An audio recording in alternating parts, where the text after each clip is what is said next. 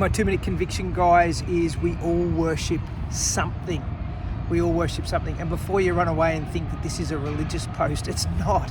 It's just a simple reflection of the human condition. You know, to worship something is to make an idol of it. It's to give it first place in your life. And think about those things that you give your time to, your money to, your energy to, and that's the thing we worship. And so in today's society, we worship money, we worship sporting heroes, we worship our careers, we might worship our life partner or our children in the hope that that will render you some incredible gain in life.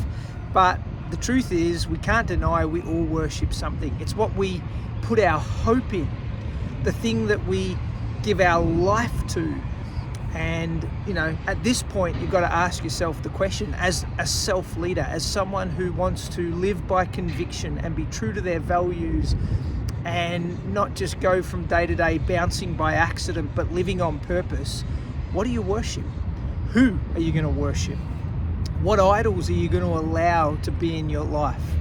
And look, for me, it's this constant pursuit of wanting to re-establish God as the one whom I worship. But there are so many shortcomings and failings in sort of staying true to that. And so I ask myself often, you know, really, if you looked at the evidence of my life, could you deduce what my idols are and who I worship just from where I spend my time and my money and my energy?